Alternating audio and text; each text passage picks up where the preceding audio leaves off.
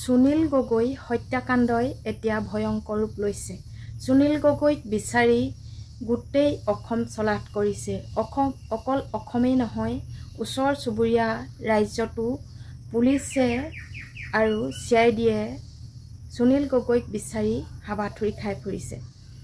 এতিয়া সুনীল গগৈয়ে সকলো সলনি কৰিলে। সুনীল গগৈ চেহেৰা, বডি সকলো তেওঁ হাল সলনি কৰি নিজক নতুন ৰূপত জীৱিত কৰি ৰাখিছে বুলি সংবাদ মাধ্যমত প্ৰচাৰ হৈছে। আৰু মুখ্যমন্ত্ৰীগৰাকীয়ে সুনীল গগৈৰ বিষয়ে কি ক'লে আপোনালোকে জানেনে? সুনীল গগৈয়ে পলাতক অৱস্থাত ক'ত আছে, কি কৰিছে, সকলো কথা তেওঁ সংবাদ মাধ্যমৰ আগত ক'লে। আপোনালোকে নিশ্চয় শুনিছে চাগৈ, যদিওবা নাই শুনা, মোৰ এই ভিডিঅ'টোৰ যোগেৰে আপোনালোকক শুনাবলৈ চেষ্টা কৰিলোঁ। বলক তেন্তে ভিডিঅ'টো মাজলৈ। যে ডেড বডিটো তেখেতৰ নহয়, সেইটো হাই।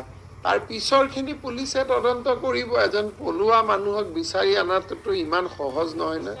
হত্যাকাণ্ড মোৰ কেইবাটাও হোৱাৰ মোৰ হাতত খবৰ নাই। মোৰ হাতত দুটাই খবৰ আছে,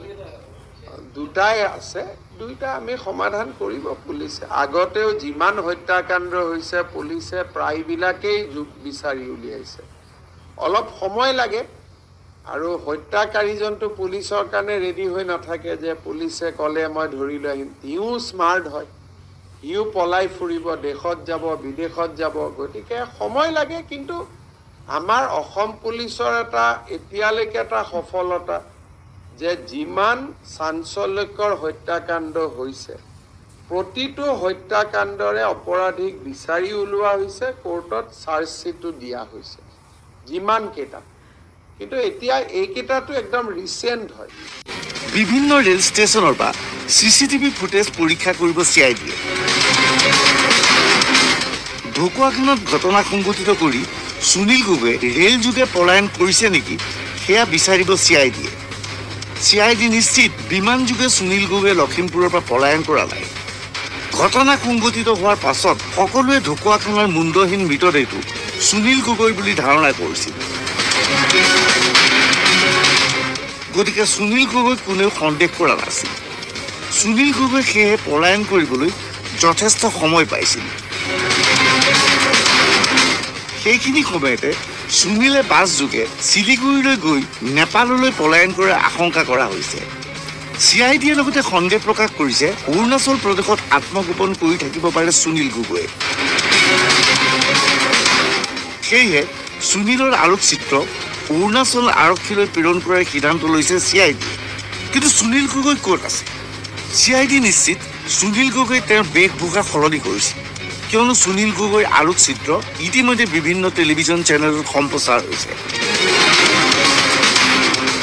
অসম আৰক্ষীৰ ফালৰ পৰাও ৰাজ্যৰ বিভিন্ন আৰক্ষী চকীলৈ সুনীল গগৈৰ আলোকচিত্ৰ প্ৰেৰণ কৰা হৈছে। সেয়েহে সুনীল গগৈ এটা পুৰণা ৰূপত নাই বুলি সন্দেহ প্ৰকাশ কৰিছে CID।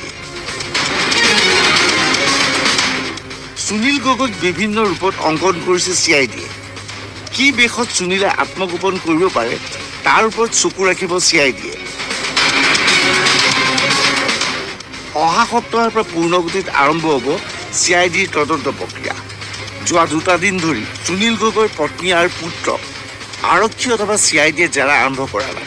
CIDয়ে ইতিমধ্যে গোচৰটো লোৱাৰ পিছত সোমবাৰৰ পৰা তদন্তৰ প্ৰক্ৰিয়া আৰম্ভ কৰাৰ সম্ভাৱনা আছে। ইয়াৰ পিছত CIDৰ ফালৰ পৰা পুনৰ পৃথকভাৱে জেৰা কৰা হ'ব সুনীল।